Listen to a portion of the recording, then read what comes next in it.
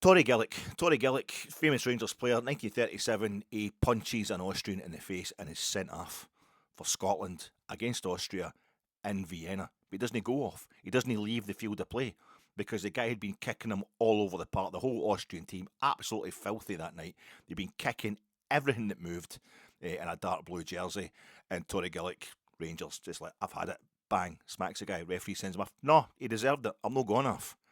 So, first guy ever dismissed for Scotland, but didn't leave the field of play. So the record, the infamous record of being the first player to leave the field of play, having been dismissed by the referee for Scotland, Scotland International, goes to Billy Steele, the famous Billy Steele, 1951, against Austria. He punched an Austrian because they were putting the boot in. They were kicking folk left, right, and centre. They were kicking Scotland players left, right, and centre. Yeah, Rangers supporters, we know the legend, Jim Baxter, tormenting Rapid Vienna with beautiful play. The game won, the tie won. Rangers got into the European Cup quarter-final. We're heading to play Inter in the European Cup quarter-final. The great Rangers team in the mid-60s, the early mid-60s, who could have gone arguably and won the European Cup that season had it not been for Walter Skosik. Walter Skosik, this Austrian, playing for Rapid Vienna at the Ernst Happel Stadium. Rapid Vienna hosted that game at the Ernst Happel, the national stadium. It was called the Prater Stadium back then. It didn't have a roof back then. But they go in and just breaks Jim Baxter's leg. Comes the next day and with his wife to the hospital to visit Jim Baxter, who's been still managing to have it away with somebody and has been drinking champagne all night in the treatment table despite his leg being in a stookie. And Scotia turns up with the wife and a bunch of flowers to say sorry, but a nasty Austrian who just couldn't handle it. They're nasty pieces of work. Gordon Smith, not Gordon Smith of Smith Must Score fame, Gordon Smith who won the treble in one of his two spells with Rangers, part of the treble winning team in 1977-78. Who had that chance against Gary Bailey at the end of the first game of the 1983 FA Cup final for Brighton Hove Albion against Man United. Not that Gordon Smith, but the famous Gordon Smith before that in Scottish football, the Gordon Smith who was famous for me, the most amazing achievement of that Gordon Smith is that he played in the European Cup, not a European competition, but the European Cup, the Champions League as it's known now. Back then, it was a European Champions Clubs Cup, and only if you'd won the European Cup could you qualify for that competition. Only if you were the holders could you qualify for that competition via not winning your own domestic league title. And Gordon Smith played in that competition for 3 different Scottish clubs, none of who were Rangers or Celtic. Hearts, Hibs and Dundee. Absolutely amazing. And we're getting back to those days, troops. We're coming back. Aberdeen are the Scottish Cup holders. St Mirren are the League Cup holders. Hearts are top of the table. It's one of those quick, fleeting moments in Scottish football where Rangers and Celtic aren't soaking up all the trophies. So grab it while you can, as much as we're going to try and prevent it getting any worse/better this season. But Gordon Smith, he was sent off. He wasn't sent off. He didn't get sent off because a gentleman, his reputation must have went before him. But it stunned it in Vienna in 1955 for punching an Austrian.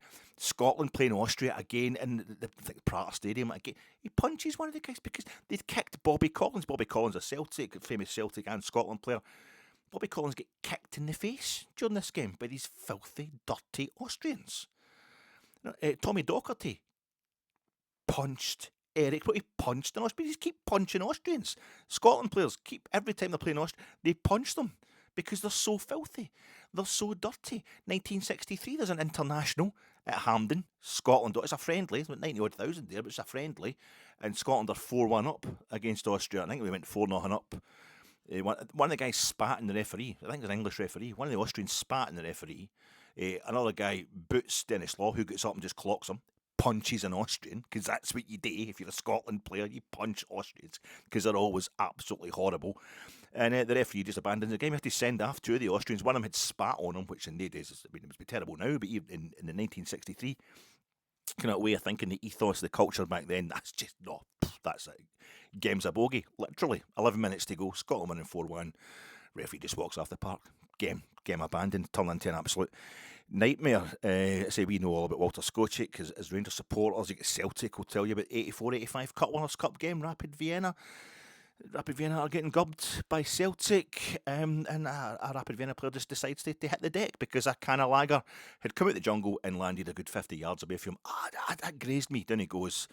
Game has to go to a replay at a neutral venue. It's Old Trafford in the second leg. It's still full of 50,000 Celtic fans, or 40,000 Celtic fans, but Rapid Vienna managed to turn it round in that kind of play-off. It was a bit of serious Austrian cheating, the shame of Gijón, the disgrace of Gijón. It's not the pure shame that Oscar Cortes is struggling to get a game for Sporting Gijón. Before that, it was 1982 World Cup, a game refereed by Bob Valentine of Scotland.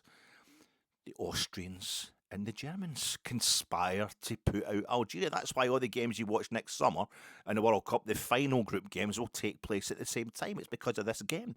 Because they realised what happened in the other game between Algeria and Chile. Algeria, who they beat the Germans famously in that group, and they should have gone through. But the Germans and the Austrians, really, if Germany won 1-0, the two of them would go through.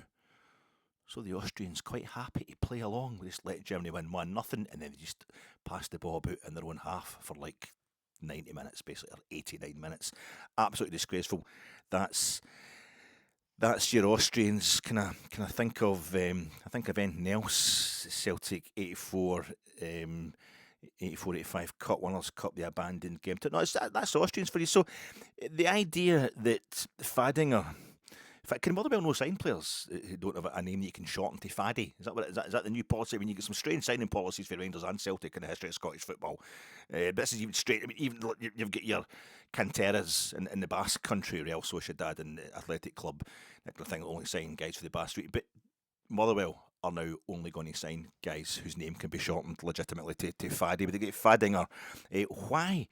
Why would he dive? Why would he go down in the box if he wasn't fouled? Is asking the Rangers head coach Leanne Crichton, former Rangers player Stephen Thompson. Why is VAR not having a look at it again? Why would he go down? Number one, because Motherwell had failed to score from open play for the previous 93 minutes. And number two, and more importantly, he's Austrian. Fadinger of Motherwell is Austrian, not Scottish. Oh, these guys that play really well against us, they're all Scottish. We need to get more Scottish players. No, Fadinger is an Austrian.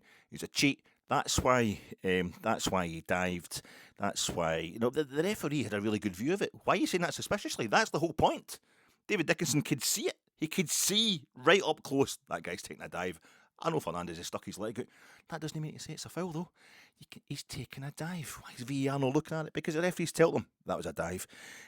By the way, that's one of the few things, quite a few things on my snagging list from my last pod, the post-match reaction pod I had outside Ibrox after the Motherwell game. Different gravy. Another point, I should have said different gravy. At the end of the pod I said proper gravy or something like that. I was having a whole magical realism type tour de force, stream of consciousness thing about gravy and gravy boats and things like that. And it was kind of sparked by incidents that I explained in the pod that happened in Christmas and Boxing Day. But also in the Motherwell game, I decided to go up to the big wagon, the big food wagon behind the Broomland to get some grub into me because it's Christmas. I'm morbidly obese as it is, but at Christmas time the eating goes off the scale. So having gone from like 2 o'clock when I left the house to the back of 5 when the game finished and I got out of Ibrox, I was starting to get the shakes. I really needed something to eat. So I went up to the big chip, and it was gravy. I get chips and gravy. But what I forgot to say to you was, I only wanted chips. When I was looked up at the prices, I was waiting to be kind of queue that had formed. I was looking at the prices and it was £4.50 for the chips. That's fine. But it was £7. I thought, I should get chips and cheese or chips and gravy. If I'm going to pig out, I might as well really go for it. But it's £7 for it's £2.50 for a bit of cheese. £2.50 for your gravy. Nah, the chips is absolutely fine. And I actually initially asked for a cheeseburger. We've only got chips left, pal. All right, that's fine. I'll just take chips then. I said, do you want chips? Do you want gravy? Do you want cheese on that? I'm like, no, thanks. Thinking to myself, aye, nice try.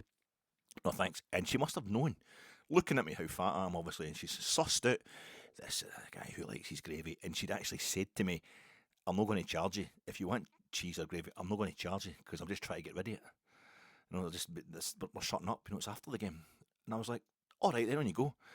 That's fine. I'll, if I can help you then, I'll take some gravy. And she poured the gravy over the chips. Fantastic. But it was that thing where because it's up so high, the proper big wagons where you've got to kind of reach up to the counter The ones they've got their 4x4s or their Range Rover or whatever that comes and takes them away at the end of the night just to rub it in how much money they're making off you. But the pay thing with your card, well, it was up on the counter. Didn't he show it to me? And I'm up there reaching up just to touch it with my card. And I'm thinking, oh, I bet she's actually rang up £7. She'll think he'll not come back and say anything about that. He'll know why make a big deal of that. Check my bank account next day, it was £4. She had charged me £4.50. So that's what set that off the woman. And I don't like to do advertising. I don't like to, I do have my sponsors. They've paid big money. I don't want to interfere with that, breach of contract and stuff like that. But it's the one at the back of the Broom one, the big wagon that's in the actual car park at the back of the Broom one. It's got the lamps, the lamps for the pitch are kind of behind it. They sit behind it, not in the actual that one there. I don't know the name of the company or anything like that, but £2.50. £2.50 is worth of gravy for nothing for Fat Egg. That gets you a year-long sponsorship deal. There you go.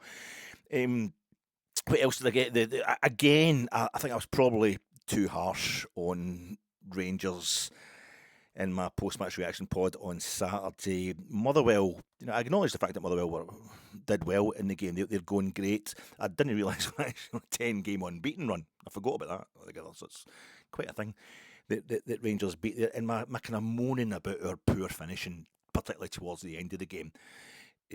But that was just my kind of immediate post-match nerves. It's not a match report. I'm not trying to be completely objective. It's a reaction. I'm trying to give you a suss, let you suss out the mood. I get a feeling of the mood at the end of the game, my own particular mood, my reaction, rather than any kind of objective report. And I said Motherwell on a great run, and they had about 54% possession in the game, and Rangers still managed to beat them. And Danny Röhl himself, I mean, in fairness to me, the manager, the head coach did say after the game in the presser that we need to put away these chances, particularly one at the late stage of the game when we're kind of, 3 against 2 and 4 against 1, I think you said at one point. So was it just me? The proper football people were upset with our finishing as well. I also undersold Danny Röhl's defensive brilliance. His record, what he's done to Rangers as a head coach, and his pragmatism was, if anything, again, more obvious after that, or during and after that game against Motherwell on Saturday. His talent's shown in a kind of more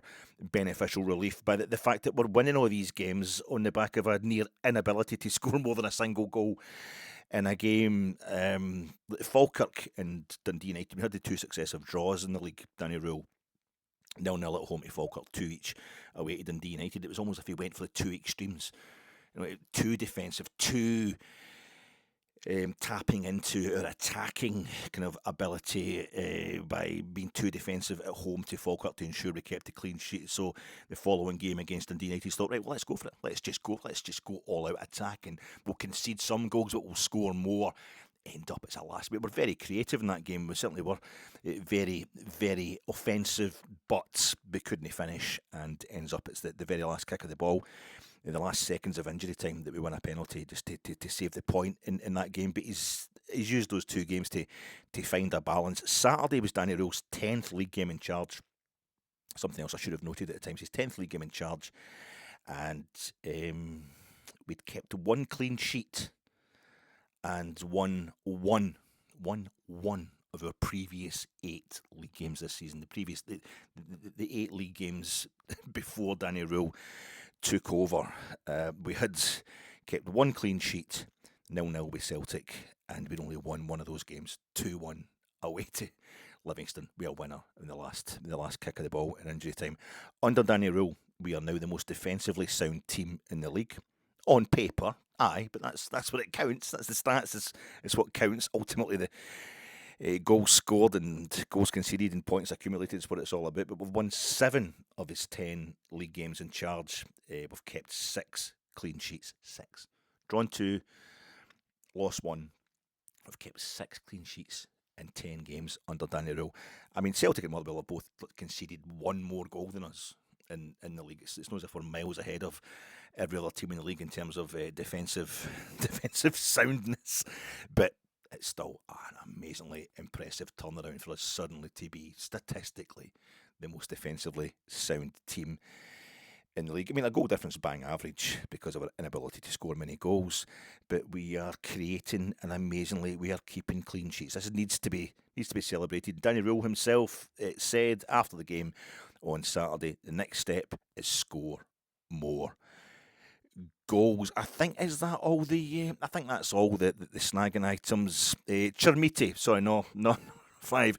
I'm slagging Leanne Crichton. I mean, Leanne Crichton, it's the actual Rangers women's team head coach, and they weren't saying it was definitely a penalty. They were just asking the question in the sports scene analysis. Stephen Thompson played for Rangers, scored for us in the Champions League. I was there when he scored against Armida Bratislava in Bratislava, but at the old Tehelnapol stadium there, the last stadium, the stadium where Nazi Germany played its last game as an international football team. It incorporated Austria. I'm not saying anything. I'm just saying they weren't beat. They were just asking the question. They were just discussing it. But it's quite funny, isn't it? They've both played for Rangers, and they're kind of just saying, let's maybe Motherwell have got a point with that. It should have been a penalty right at the end there. Fat Egg didn't mention it in his post-match reaction pod, so maybe not. But it's also like Michael Stewart never played for Celtic, and he just defends him to the hilt all the time. So how you doing, folks? We're at home at St Mirren. The team for Paisley, the birthplace of Jerry Rafferty, Steelers Wheel, Humble Bums. Jerry Rafferty, not Jerry Neef, Gerhard Neef, who we nicknamed called Jerry. He is a Jerry. He's a Jerry. 1972, you'd be a Jerry, but he's a German. The team that won the 72 Cup Winners' Cup, including the legendary Derek Johnstone, the Barcelona Bears. On the bench, part of the squad, the substitute goalkeeper, backup goalie, first backup goalie was Jerry Neef, Gerhard Neef, a German, not Jerry Rafferty. It's that limbo time, isn't it, between Christmas and New Year, the limbo time of the festive period. It's too late for me to wish you a Merry Christmas. It's too early for me to wish you a Happy New Year. A bit like Rangers, there's a lot of transfer activity will be going on right now behind the scenes. It's about to explode into life, the January transfer window, towards the end of this very week, which we're now starting. But it's not going to happen before this game, Tuesday night against St Mirren, and it's our first opportunity since opening day. Maybe we need to check back and see where we were statistically around about those two games, the two drawn games with Falkirk and Dundee United that we're just talking about there. But I think it might be our first opportunity since opening day of this league season, this SPFL Premiership season, to get to more games won than we have drawn or lost. Particularly the draws. The draws, we're on 8 draws. We're on 8 wins now, 2 games lost. We've played 18 games so far this season in the league, and this is the first chance I think we've had since opening day to have won more games than we have drawn or lost, and we're at the halfway point of the league. How you doing, folks? Welcome to your Fat Egg. Rangers only lost one away SPFL Premiership fixture in 2025, and it was last Sunday in our final SPFL Premiership away fixture of 2025 to the team who are probably favourites to win the 2025-2026 SPFL Premiership title. And now, in our last home fixture of 2025, our last fixture of any kind in 2025, we face the previous side. Before Hearts at Tynecastle last Sunday, the previous side to beat us away from home in the SPFL Premiership, which they did 1 year and 3 days ago from the point I'm doing this podcast, Boxing Day 2024 to be exact. We're facing them, Scotland's only major trophy winners in 2025-2026, and this is our last chance to record what would be our only victory against them in the calendar year 2025. St Mirren at Ibrox for the first time since they got Philip Clement sacked. Preview pod coming to you in association with Gersnet. Check out Gersnet. It was the flagship show last night as I'm recording this, Sunday night, 9:30pm. It kicked off. It was Scott hosting Colin. My two muckers there, Scott and Colin. That was the flagship show, and they were discussing all things Rangers versus Motherwell and going forward as well. I haven't had a chance to check it out myself. It's been pretty mental. I have been drinking. I've been doing a lot of drinking over the Christmas and New Year period. I do a lot of eating all the time, but I was after drink for a few weeks there just to kind of make a bit of room for what I knew was coming. So I've not been completely on it for the past few days. I've been completely on the drink, but just the podding and listening to pods and that, getting a bit behind the old schedule there. But so check that out. It's Colin and Scott. That's sure to be a cracker. I'm sponsored by Gersnet, and I'm also sponsored by Pure Quality by the Way Street. That's your new Gillespie themed version of the famous octagonal box of chocolates. The totally gallus accompaniment for your Iron Brew on Hogmanay by the Way It's Stoughton, pure biscuit tin, and the perfect way to start your 2026 diet by puking. There's going to be a whole lot of Scottish Christmas biscuit tin type crap going on over the next 2 or 3 days that will give you the pukes, and a wee bit of mild bulimia might be something that would sort out to get my 2026 diet off to the perfect start, and all the Lucky White Heather Club crap is sure to get that going. My name's Alec Anderson, and I usually do a song at this point. My name's Alec Anderson, and I should do Paul Hardcastle's 19. No, 19. Paul Hardcastle in 1985, I think. That great. But aside for the fact it's a track, and can you call it a song? It's made up of a single. It was made up of kind of samples of interviews with real life interviews with Vietnam veterans or soldiers, guys who survived Vietnam, fighting for the US Army. It's apart from that, it's an anti-war track, essentially, isn't it? Paul Hardcastle's 19.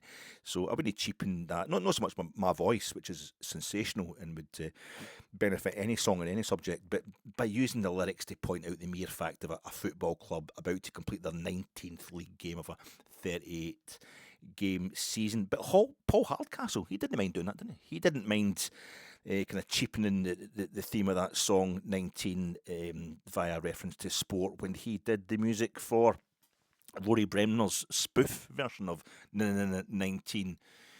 But Rory Bremner called himself the commentators because Rory Bremner was impersonating the commentators. Richie Beno, cricket commentators, Richie Beno, John Arlott, is he a cricket commentator? I couldn't tell you. Don't know that much about the cricket, but that was when Rory Bremner shot to Scotland. Is a Scot, Rory Bremner? That's when he shot to fame from whichever Oxbridge private school type background he came from. But he could impersonate cricket commentators, and what he was doing was taking the mick out David Gower, who was the England captain. Was it 1984? The West Indies toured England and totally thrashed. I don't know if they won 5-0 or whatever. I think they won. They certainly walked all over England in that series. And David Gower, who's England captain, he averaged 19 runs. He averaged 19 runs per test for that series, and so that was supposed to be. But the second test was at Lord's. Cricket Ground, and I've been to Lord's Cricket Ground. I went to see a county game there. It was quite amazing as well. Not a big cricket fan, but that was you certainly felt the pull of the place, the power of the place. Got to kind of see why people enjoyed the sport. A lot of eating going on. But as we left to go back to our digs in the centre of London, it was is it St John's Wood?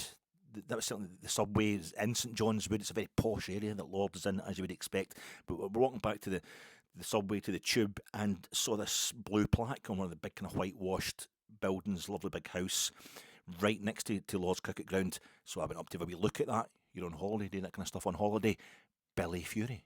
This was where Billy Fury stayed. Liverpool-born Billy Fury. I think just the year before, we'd been down to Liverpool for a weekend. Long Albert Docks, there's a statue of Billy Fury.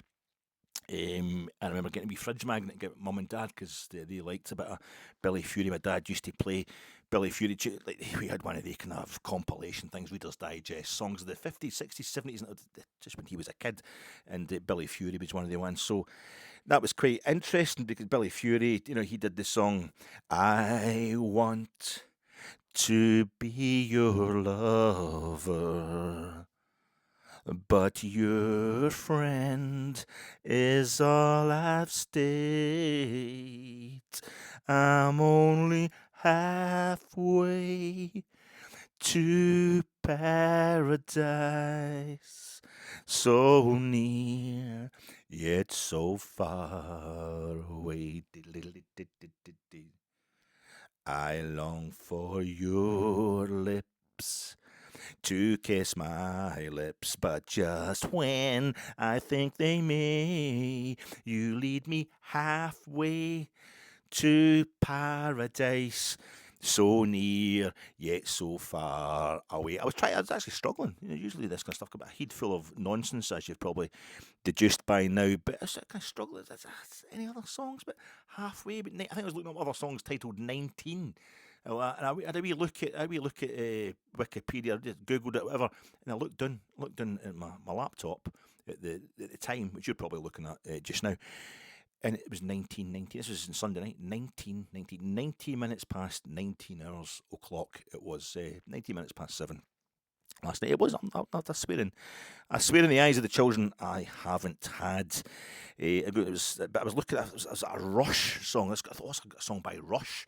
It's got something to do with 19 or halfway or something like that. But it wasn't Rush. It was somebody else. What they called Big Time Rush, a 2010 song they had out called Halfway or something, and it was really a glorified boy band.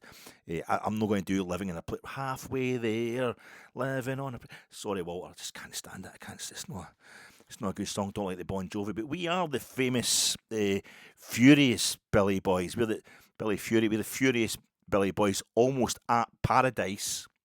Because everybody wants us to talk about going to Parkhead on Saturday, but we first need to deal with a game which, in this kind of Cadbury's fruit and nut bar of a season, is every bit as difficult.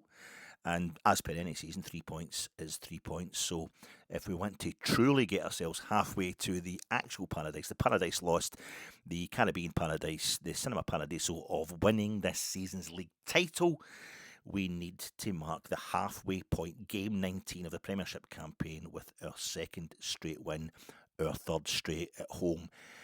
In this league campaign, folks, I think that two straight wins versus anybody is the stuff of kind of title winners. We need this as much as any kind of result we can get at Parkhead. We need to beat St Mirren Tuesday night. It's every bit as vital as beating Celtic or whatever we can do against Celtic at Parkhead on Saturday. It's the last game before Danny Röhl brings in his signings, the last game before he's a chance to bring in, before he's allowed to bring in any new signings. It's vital. It's huge. It's massive. They get past the psychological and kind of physical barrier of Motherwell and third place. So now kind of push like the midwife tells you. Deliver that title challenge, Rangers. Get in about it. Danny Röhl's post-match presser after the game against Motherwell, only a 6 minute 32 seconds interview shown on Rangers TV. 6 minute 32 seconds of him talking to the various hacks, the assembled hacks at Ibrox. He's getting asked straight away, of course, about signings. That's another big subject at this time of year. Who are you planning to bring in? What are you going to do in the transfer market in January? And he said he had a meeting in the morning of the game, a meeting on Saturday morning with Andrew Kavanagh that went very well with the chairman, the co-owner. And he says we need to make brave and bold decisions. This is his kind of motto off the pitch: brave and bold decisions. A club must make the kind of club that he wants to be at. At times in that little bit, I felt as if he was kind of saying, maybe try to put pressure on Kavanagh and Marathi. But I don't think he's in a real strong negotiating position yet, as well as he's done. And I think he should know better than anybody else, is that Kavanagh and Marathi just sacked their chief executive and their director of football, just on the back of his word, just probably on the back of Danny Röhl's recommendations about the squad that they had managed to assemble with Russell Martin. They've already sacked a CEO, a DOF and a head coach this season, and we're just entering the halfway point of this season. I don't think Danny Röhl's going to be starting to tell Kavanagh and Marathi what they need to do to keep him at Rangers. But I think this is him emphasising probably to his own squad. And certainly putting the general mood out there about Rangers, who he refuses to write us off as title contenders, but he also refuses to say we're definitely going to win the league, we're definitely got a good chance. But he said need to make brave and bold decisions in the January transfer market. This league is there to be won. But we've got a third contender for the 2 Champions League spots. I think as it's been analysed and hyper-analysed, as we always do with anything that comes out the mouth of our players or coaches, we think Danny Röhl was saying we've got to go for it. We've got a chance to win this league. This league is very winnable. We're only 6 points away from Celtic, 9 points off Hearts just now at the top, and we've got a game in hand on Hearts.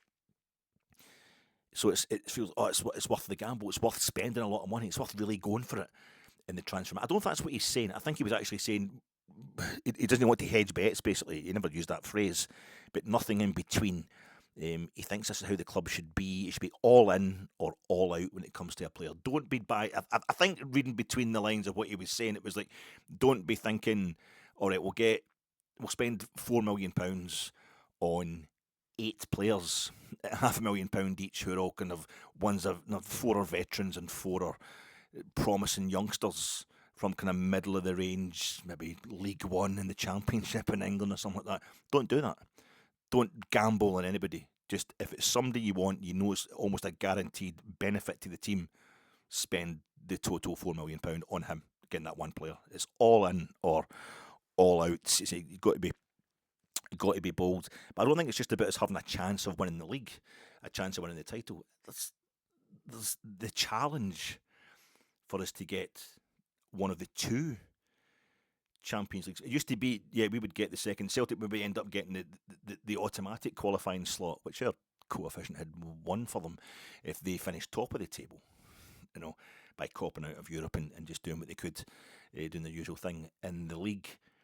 But we would definitely get the playoff round, third qualifying round. We would get the second Champions League access slot, if you like, that the SPFL Premiership offered. There's still 2 of them this season, but there's 3 teams that are going for the title, if you include ourselves. We've got Hearts and Celtic to compete against. While that's making the league more competitive, more open, it also means we're going to have to up our game just to make sure we don't end up in the there's no Europa League spot for third. It's Conference League for third and fourth place in the league this season. So I think we need to speculate to accumulate for negative reasons, if you like, apart from anything else. At the end of the final, I think the only day, it wouldn't surprise me if the only day Rangers are top of the table in this entire SPFL Premiership season is at the end of the final day of the season, and that I don't actually survive until that day, because the stress of 20 straight 1-0 wins has killed me by February. But fuck it, it's well worth it. What was the best thing about 2025? That it was over. Hogmanay 2025 was the best thing about 2020. 2026 is the best thing about the calendar year 2025 for Rangers. Go for it, Rangers.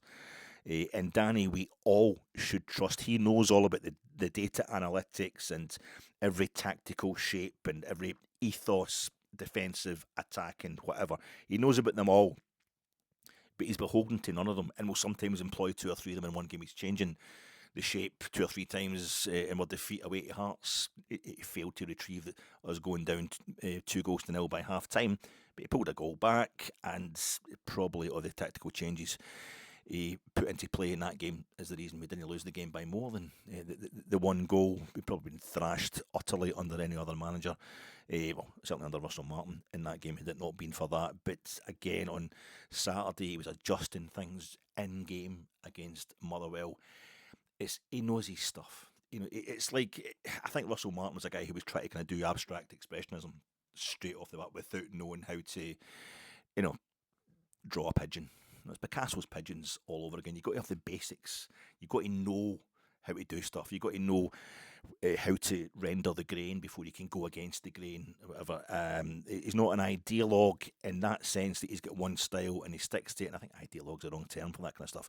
But Danny Röhl, he's a pragmatist perhaps, but he knows. If he was saying the other day, the next step is to score more goals. We've done the defensive stuff. He sorted out the defence. He stopped us conceding goals.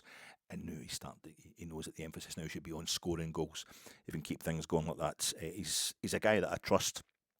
I'm really eager to see what he does in the transfer market. And I'm now going to talk about, it's not so much what Derek Johnstone said, which I praised to the high heavens in a post-match reaction pod. Derek Johnston's an absolute legend of my childhood and my entire life. He's just a Rangers legend, whether I knew anything about him or not. But I grew up with Derek Johnstone. He scored the second goal in the first Rangers game I ever attended. And as I was mentioning in the pod, he's been borderline obsessed with the man. The number of goals he scored in the Scottish Cup final alone tell you what he's all about. Never mind the fact he's a Barcelona Bear stepping in to replace, he's a young man still, stepping in to replace. The fact he'd scored at 16 years old in a League Cup final against Celtic in 1970 into 71, that in itself, distracts you from the fact just how young he was. By the time he's playing the 1972 Cup Winners' Cup final, it's like he's a veteran. He's been around for ages. But no, he's still just a teenager, and it was amazing that he could step in when Colin Jackson got injured the day before the final so tragically. And to show that he's a Ranger, that he's a total gentleman, Derek Johnson. We'll talk about how Dave Smith coached him through that game that night. I don't think he needed him to coach him through the game. Derek Johnson, just as accomplished a centre half as he was a striker. And what he said on Saturday, I think if Rangers win the league this season, the guys who write their books about it, those books that are in the bookshop this time next year, will be out for next Christmas, how Rangers won 56. The prologue will be Derek Johnson coming out to do they expected a tombola draw, they expected some pleasantries and a few numbers to be read out, but they got so much more. They got the moment that saved the season, because it's the halfway point of the season. It was the penultimate game before that, the penultimate game of the first half of Rangers League season, and it's half time in that game. I mean, full time on Tuesday night against St Mirren. That's the exact halfway point of the season. But Derek Johnson comes out at half time in the penultimate game in the first half of the season, the league season, and we're 0-0. It's in the balance. The crowd is just starting to get depressed, really, with everything we hadn't seen in the first half and everything we'd seen from Motherwell. And DJ just got the place going. He just got the place going with the kind of fundamentalism that you break it all down, you might not agree with all of it. And I'm going to disagree with a bit of it just now. But I was there, and it was needed, and I cheered every bit of it to the rafters at the game, and it changed things. Because in football, it's not always about being right; it's about winning. Because we got lots of folk who are interested in winning in a legitimate way against ourselves over the years, over the decades. So just being a bit inaccurate or a bit generalisation, there's no harm in that. There's nothing nasty about that from DJ. And it was absolutely phenomenal. But, of course, it's grown arms and legs in the days since then. And the idea that, we need a team of Scotsmen. That's not what Derek Johnson meant. He meant we need people who know the league. We need people who know what's required. But that's become that thing that so many people, podcasters, respectable journalists, so-called, people who know better, have been picking up on that and just turning it into, that thing of there's nothing more attractive in football, particularly football podcasting, any kind of football journalism of any kind, than just offering a one-size-fits-all, staring you in the face the whole time. You're just stupid and negligent to ignore it. Solution. There's only one solution, and it's a really easy solution, and you're daft if you didn't see it, and it's always basically a bigotry masked as a football solution, because people don't like complexity, even though the actual answer to what Rangers require isn't that complex at all. And there's this thing of we need a Scottish core. We need to go Scottish when we're buying players in January. That's who we're going for. Our veterans of the Scottish game. Alex Gogic, the Cypriot international, yes. But he's been in Scotland for a decade now, almost, and he knows this game. He's scored against Rangers. He's played quite well against us a couple of times. That's who we need to get in. That's the answer. We need to go Scottish. Motherwell had three. It's this whole thing that's popped up now of these teams. It's the World. Stevie Gerrard was talking about it in his TNT interview with Ali McCoist. Playing against teams in Scotland, clubs in Scotland, it's their World Cup final. You go, and I think the idea is it's assumed it's 11 Scotsmen giving you a really hard time. And Rangers need a bit of that. We need to get in. That's how Celtic have won, 14 out of the last 15 or 13 out of the last 14 titles. That's because they just got these Callum McGregor. That's it. Callum McGregor's what Celtic have got. It was Ange Postecoglou who come in and just walked right over the top of Scottish football. Didn't he? He didn't get 11 Scotsmen who were all right nasty and bitter and would get right down into the trenches. He just wanted guys who would run right over the top of it. Callum McGregor happens to be Scottish. He's one of the most un-Scottish players you'll ever see in your life, and he stopped playing for Scotland as well. I mean, who do Celtic fans miss most right now? Kyogo Furuhashi of Clackmannanshire. No, I mean, it's the Alloa Furahashis. You know them. Well, they missed their Japanese striker. It was him, Ryo Hatate. Daisen Maeda. These are the mainstays of Ange Postecoglou, the Greek Australians Celtic side that won a double, a league and League Cup double, and then a treble the following season. Ange Postecoglou, the Australian international, Greek origin, who replaced an Irishman, Neil Lennon, who'd replaced another Irishman, who'd replaced a Norwegian. And since then, since Postecoglou, we've had 2 Irishmen, now they're on to a Frenchman. Celtic, the most successful domestic team in Scotland by a mile over the last 14 years. Not a lot of Scots involved there. Motherwell had 3 Scots starting for them. 3 Scots in their starting 11. Motherwell played great football. They were a fantastic midfield. They had 55% possession. They outpossessed Rangers at Ibrox on Saturday. And they were great. They were. But they had 3 Scots in their starting 11. And one of them was called Welsh. St Mirren tomorrow night, they've got Kenyans, Cypriots, Jamaicans, guys from both islands, English players even, French, Dutch, Australians. Declan John, he's Welsh. We should know that. And Stephen Robinson, the manager, he's from Lisbon, and that's the capital of Portugal. It's not anywhere Scottish. This idea that just Scottish players and Scottish head coaches are the one. There's 2 Scottish managers in the top 6, right? The 2 Edinburgh teams, David Gray and Derek McInnes. If Hearts win the league this season, and it was Shankland and is it Finlay, the fella, the 2 Scotsmen that scored against us when we lost to Hearts at Tynecastle the week. That's no denying that. But if Derek McInnes wins the title with Hearts this season, he'll be the first Scottish manager, I think. Am I right in saying this? He's first Scottish manager to win the title since Walter Smith 15 years ago, in 2011. The idea that we should go for Scots, and Derek, that Scottish team, they won the Commonwealth Cup in 72, and it was all Scots on the park that night, and I'm deeply, deeply proud of that. As a Rangers supporter, as a guy who's written books and been on stupid films and all that, all about the Barcelona Bears. I grew up obsessed with them. But that team of all Scots, only just a Rangers team that were in the middle of an 11-year period without winning the league title. They were the Rangers team that were in the middle of an 11-year period where we only accumulated 4 domestic trophies, 2 Scottish Cups and 2 League Cups before we started winning the league title again.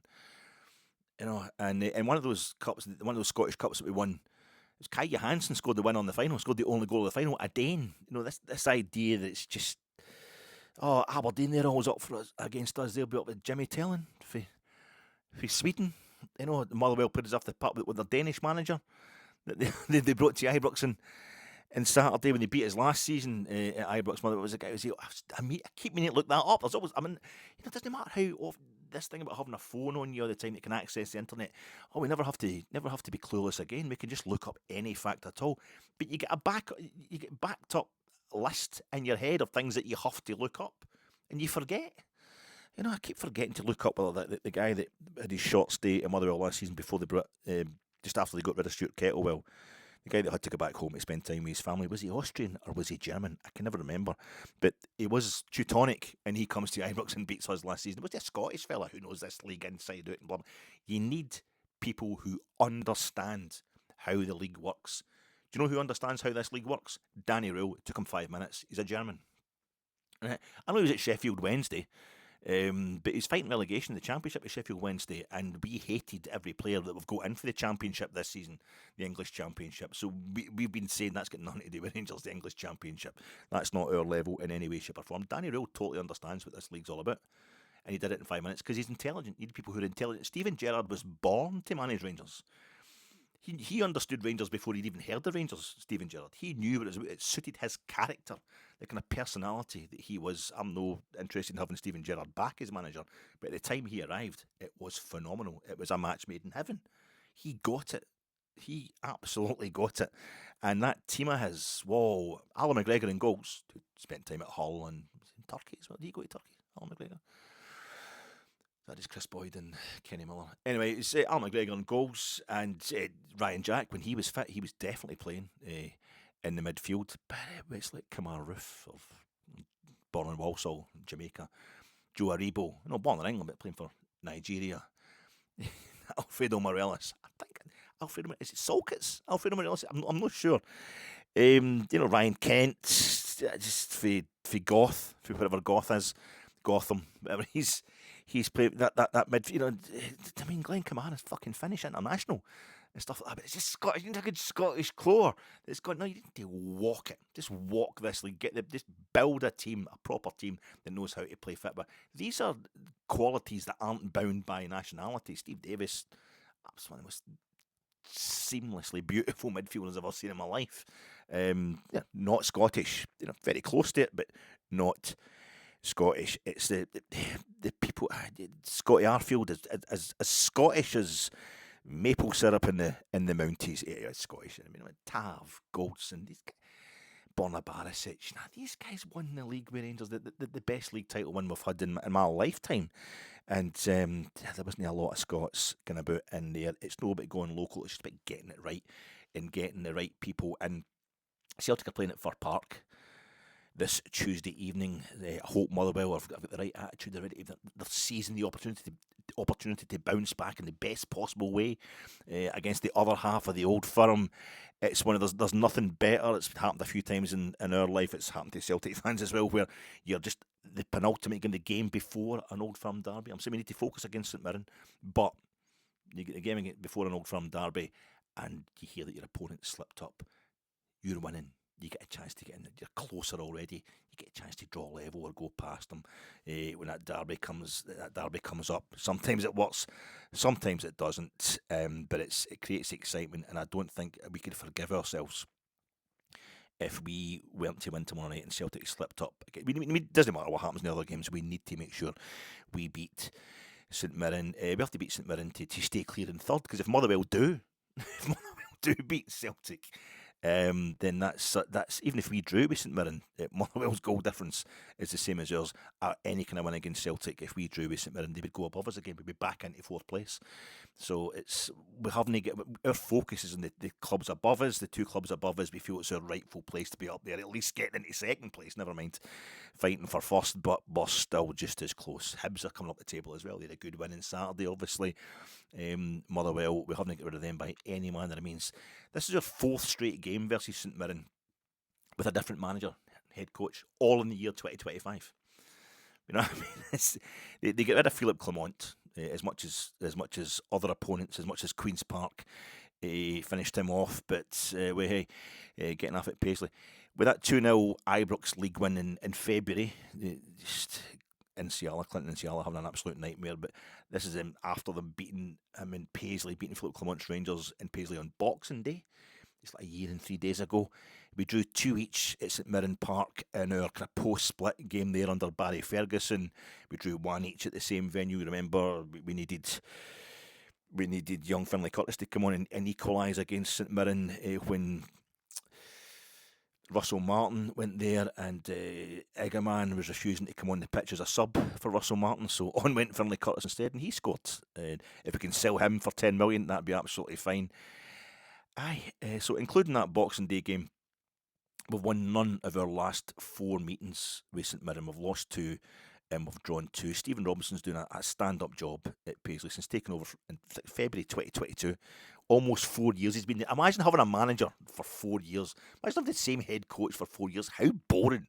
How boring, St Mirren. And what's it done for you? Well, it's actually worked out quite well. He took over February 2022, so didn't have a lot of time in that season, but he finished 9th at the end of that season, comfortably off the relegation zone and satisfyingly above the Aberdeen of Jim Goodwin, who'd left St Mirren to go to Punditry as manager. He finished 6th, got in the top 6 the following season, 2022-2023.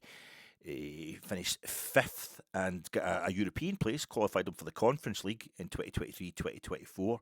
Now, they finished 6th last season as well, top 6 again. They only missed out in Europe, I think, in the last day of the season. They conceded that late winner against Celtic. Celtic beat them late on in the last game of the season at Parkhead. And already in 2025-2026, Stephen Robinson has won their 5th major trophy of St Mirren's existence. Sensational League Cup 3-1 final victory over Celtic. That's St Mirren have won 3 Scottish Cups. Never won the league, St Mirren, but one of the teams that won the League Cup and the Scottish Cup won the 2 of the major domestic trophies. They haven't won the leagues. You got East Fife, Partick Thistle, St Johnstone. I think there's somebody else. Now Raith Rovers definitely won the League Cup. Have they won the Scottish Cup, Raith Rovers? I think Raith Rovers lost the Scottish Cup final to Falkirk back in 19-canteen, didn't they? Oh, I need to double check that. But it's quite St Mirren, like one of the teams that the only thing they've got left to do now is win the league title. St Mirren, the only team this season who can win the treble. Stephen Robinson wants to take it an extra level. I don't think it's too late the way this league's gone. But when they beat Celtic in the League Cup final earlier on this month, it was the first time since 1971-72, 54 years, that Celtic had lost a major final by more than a single goal, including the one European final they've played in that time, against Porto and Seville.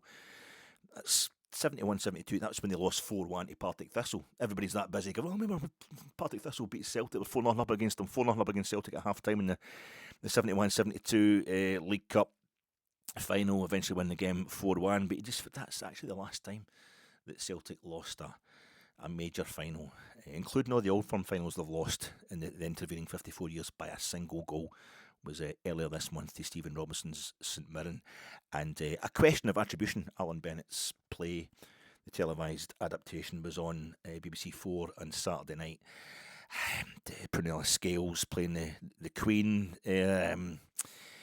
Anthony Blunt thing, and I have to A Question of Attribution. I've got to say, I've got to name my sources. How do you, your stats? That's great that you know that's the first. You really hate Celtic, don't you? That you've actually looked up the last time they lost a major cup final by more than 6. I think that's more a stat Celtic should be proud of. And I got it from a Celtic state of mind. I got it from ACSOM. I have done it. I did it. I couldn't help myself. Long and hard, I have mocked Celtic fans who come on here after Rangers have been beaten, just to come on and slag us and all that. And I find it really interesting when you're getting beat, and you're nice about it. But I did it myself. See when Rangers win, Rangers beat Celtic, I just want to go and enjoy Rangers part. I want to talk to other Rangers fans. I don't want to go and hear folk making excuses or blaming the ref or something like that. That would just make me angry. I don't want to spoil my day. I'm grown up enough to know that. But when they lost their 4th game in a trot at Tannadice, I needed to hear Celtic fans talking about this. I needed to hear what was in ACSOM, a Celtic state of mind, just through being on Sky all the time. And that's the only Celtic podcast I know the name of. So I went on just straight up. And it was the bad thing about it was I was starting to like them because they was getting these great stats. There was like the John Paul fella. He was Paul John. That's terrible. The main guy, the guy who runs it, he was saying, that was the first time Celtic had lost a major final by more than a single goal since 71-72 League Cup final. That's an amazing stat. And I was like, I love stats like that. I'm enjoying myself here. Get off. I wasn't writing in or anything. I haven't been on since, and I've never been on before, but I've done it. I have done it. I have gone on and looked up at so they could win the treble this year, and it helped us when St Mirren won the League Cup there because we're ahead of Celtic in terms of League Cup wins, but they've beat us in the last few League Cup finals that we've met them. Celtic in the semi-final this season as well, so it kept us ahead of Celtic in League Cups because they're well ahead of us in Scottish Cups, Celtic, and it's 55 each, obviously, in terms of league titles. St Mirren have won 55 Renfrewshire Cups, so sorry Morton fans, I don't know how many you have won, but there you go. So this season for St Mirren in the league, though, it's not been so good. The other competition they've been in did quite well. They've won it. They've won it outright. The league hasn't gone according to plan. They're 9th, 18 points from 17 games. So they've got a couple of games in hand over their kind of near neighbours as they sit in 9th. They're more likely to be getting into the top 6, which I think is a kind of natural position just now to get up into 6th place, really, than they are to hit. They've got twice the amount of points of Livingston. I don't think anybody's thinking that they're going to go down, but they've only won 4 games this season, although 2 of them were in their last 3 games. They won 2 of their last 3 league games. Their only away win in the league was against Falkirk, who we can't beat home or away. So that's impressive. That's a cause for us to worry. And I say, they drew 0-0 with Kilmarnock on Saturday there at St Mirren Park, but they're in a run of, I think, 4 unbeaten league games just now. So it's dangerous times. They may have been concentrating in the League Cup, and a club's not used to winning major trophies. We know it can have a draining effect. It could be pretty draining to win something. That can be as draining emotionally as losing big games. So they're on the way back. I think St Mirren, we have got to watch ourselves.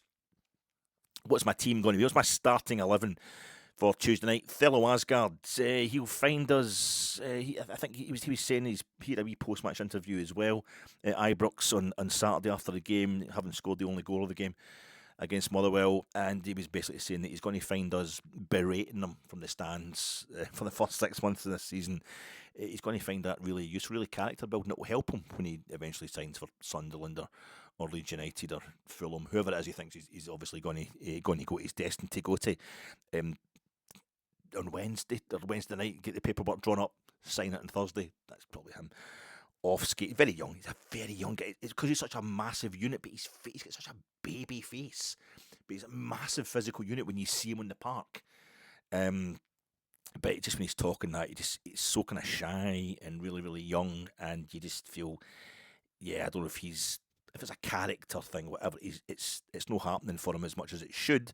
Hopefully, Saturday was the turning point, and I've got him back in my starting 11 as I slag him. I think we're going to go 4-2-3-1. This is what I want to see. This is the starting 11.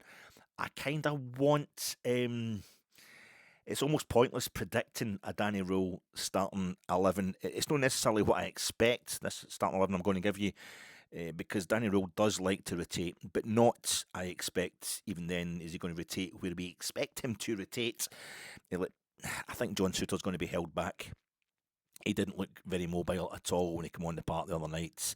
I think he might get game time if we're winning, but against St Mirren. But if Souttar does come on, I think maybe Dujon Sterling will get a game off. He'll give, I think maybe Jaden Magoma the game off.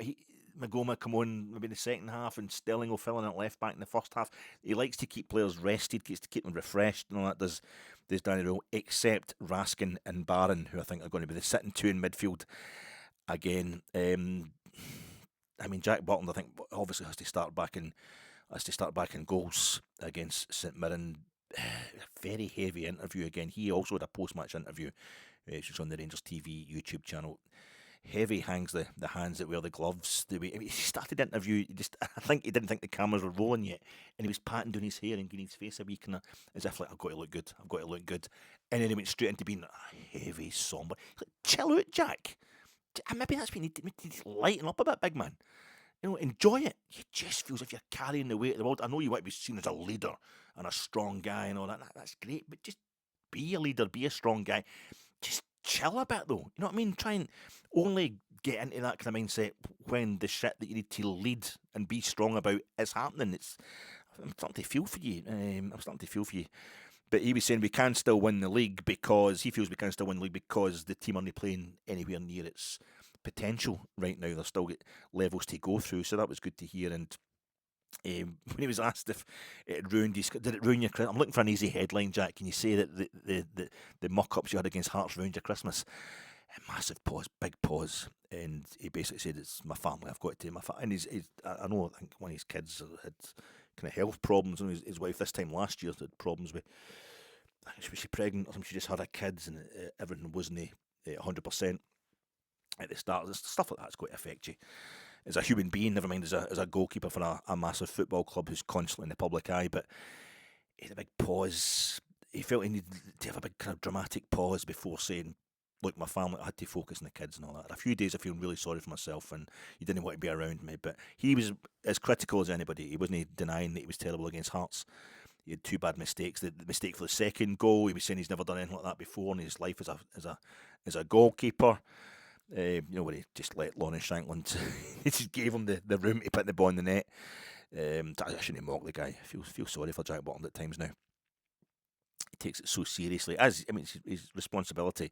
But I think instead of just saying, nah, I think like Alan McGregor would just have went, nah, I've got my wains. I can't be miserable ruining my wains at Christmas. Or maybe Alan McGregor would, as I said, stuff the wains as well. I don't know. But I think he felt the need to put on a big pause, Jack Butland, to make it. This is difficult for me but I just have to go with my family and let them sustain me emotionally on Christmas Day and what have you. But anyway, the big man's up for it. So Jack Butland is back in goals. I'm going to have Max Aarons. Tav's looking tired. Max Aarons at right back. Tav is looking tired. Maybe come on in the second half against St Mirren. Tav, but he's not getting up down the park the way he used to. Still fantastic distribution with the ball, but I don't know if Tav's legs have indeed gone. So I would start with Max Aarons at right back, Jaden Magoma at left back, Manuel Fernandez and Dujon Sterling as your centre halves.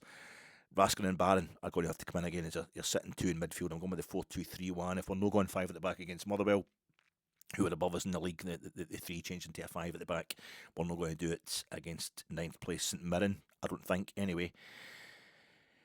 So it's Raskin and Barron again. Lyle Cameron comes on the part the other day. The head coach was talking about him as well, and his kind of presser. He's not been training properly. Basically, he's had a wee injuries as well, Lyle Cameron. But he come on and had that shot where he trundled the ball straight into the goalie's hands in injury time. His head went right down. So I don't think Lyle Cameron is ready to start yet. But as I say, the manager he will rotate sometimes in an unexpected way. But I would like to see Mikey Moore, who didn't play the first 55 minutes against Motherwell. He's got to be on from the start. That's him. Just get Mikey Moore on as often as you can now, right through to the end of the season. He's an amazing talent and he's got the right attitude. JD Gassama, I want him on the right hand side, Moore on the left. Majowski up front, and in the 10 role, I'm going to have Thelo Asgard instead of Big Chermiti. I had a bad game the other day. I think he's still.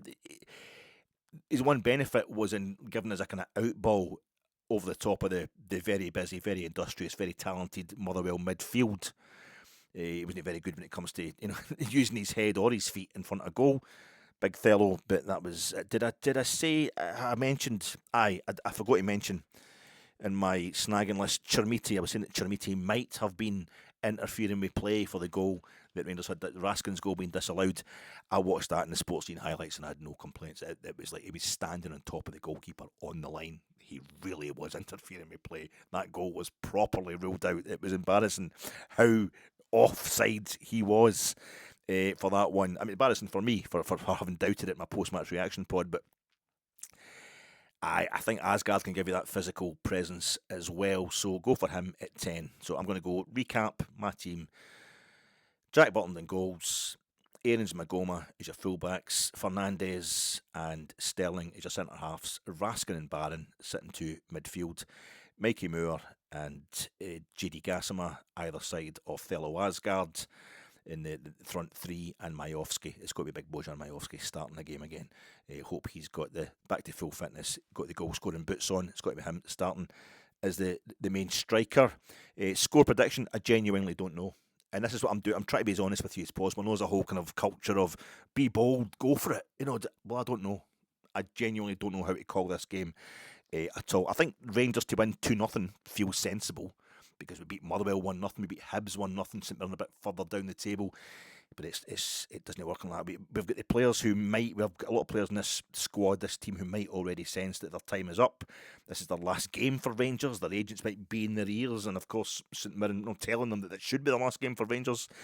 And of course St Mirren they've beaten Hearts and Celtic in the League Cup, and that's the only teams now above us in the league. So we shouldn't let St Mirren's league position fool us. They are not particularly intimidated by either of them in the league either, Hearts or Celtic or St Mirren. St Mirren went really close to beating both Hearts and Celtic twice. They think lost 1-0 to late goals twice against Celtic home and away this season already in the league. We haven't beat St Mirren in an entire calendar year. And we could confirm that tomorrow night. We could make it that we haven't beaten them at all in 2025 if we don't win on Tuesday night. Since October 2024. October 2024 is the last time, to be exact, that we beat them. That's when Alex Gogic, I think he scored the first goal of that game, didn't he? St Mirren on the Sunday. I think we played in Europe on the Thursday night. We were ropey that day as well. Olasanya bullying Robin Proper, but we won it 2-1. That was October 2024 was the last time we beat St Mirren.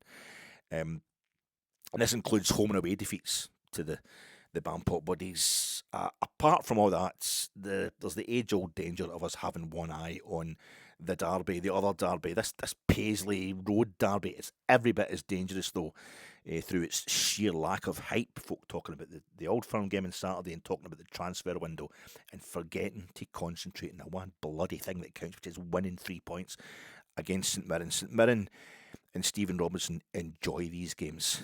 It's dealing with the kind of menial stuff at the foot of the table that's been bothering them this season, not the likes of us, not dealing with the likes of Rangers and Celtic. That doesn't really bother they enjoy it. Stephen Robinson's St Mirren need to watch ourselves. Danny Röhl's post-match press, I'm going to go back to that because it ties into the transfer stuff. He's talking about the headline for my group.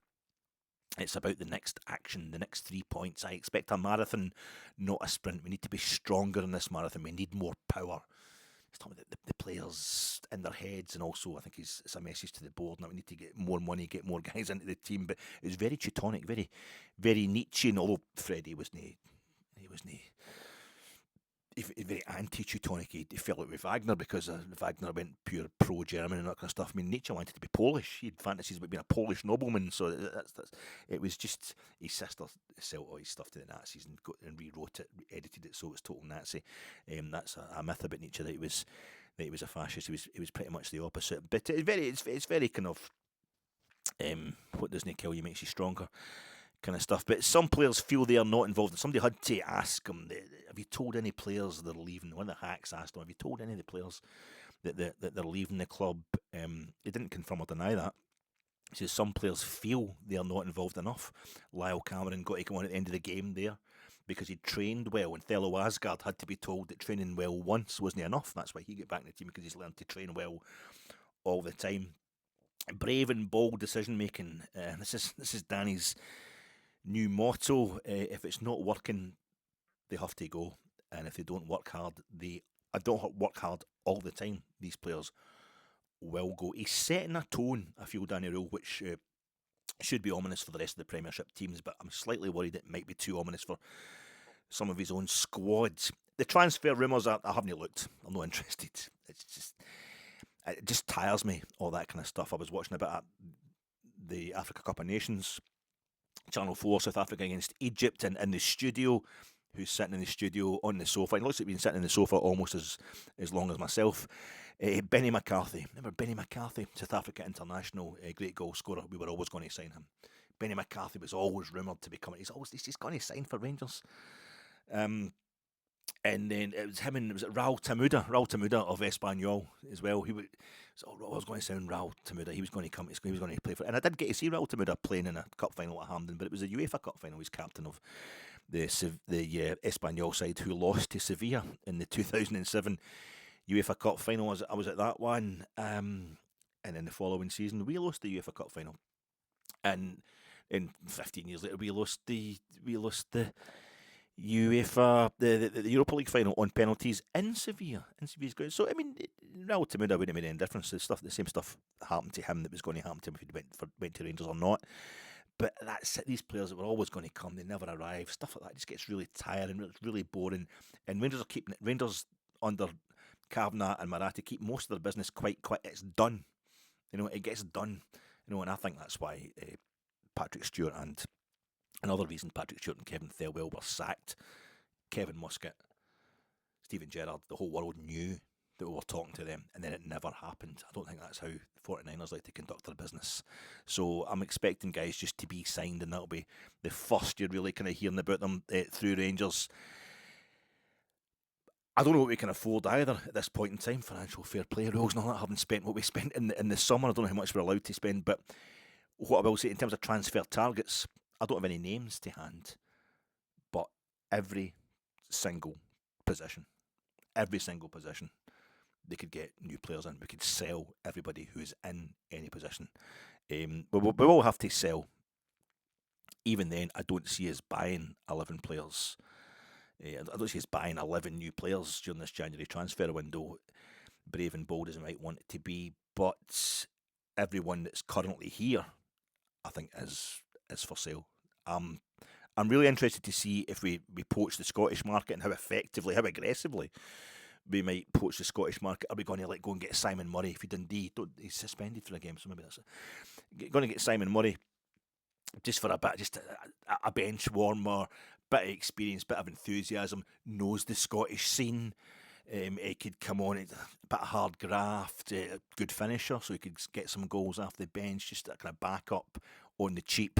Or are we just going to go in and buy Cammy Devlin and Lawrence Shanklin half hearts? We're going to buy up the entire league, do that kind of thing. Just buy Callum McGregor for Celtic. I mean, what are we going to do if we're going to go for the Scottish market? But I'm interested to see who goes, because as many are going to have to leave as come in, and I don't just mean for financial reasons. I think Danny Röhl won't want too big a squad. He won't want a lot of guys moping about knowing that they're not going to get a game. But there is no one. I think the biggest headline for me is there is no one, and I mean no one, in that squad right now that I'd be angry if they left, if they were sold. As long as there's replacements coming in, and even then, some of them are no bothered. I wouldn't be annoyed at all. There's a group for me. I might be sad if some of them left. For example, James Tavernier, Emmanuel Fernandez, Connor Barron, Dujon Sterling, JD Gasma, Mikey Moore. I mean, Mikey Moore's on loan. If Spurs were to recall him or sell him, I'd be a bit gutted, but he's not going to be here much longer than the end of the season. But he's bloody vital to us right now. So I'd be gutted if he left. But I think, really, in terms of players here for the long term, guys have actually signed, I'd be sad because James Tavernier deserves to be treated well. He's a legend. I want to see him go out in a way that suits him.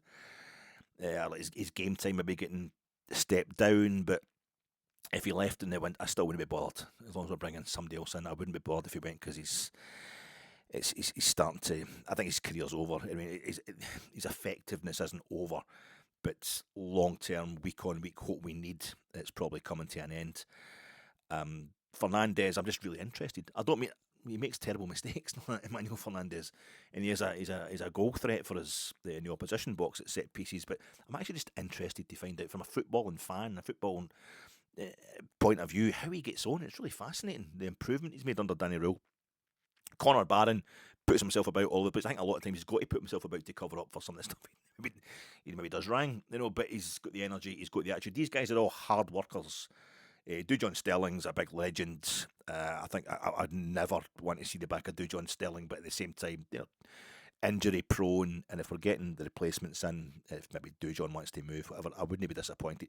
JD Gasma, a bit controversial. Folk think he's a bit huffy. I think he maybe gets pissed off. He gets a bit disheartened when he's getting moved about from position, playing at wing back and playing either side of the strikers.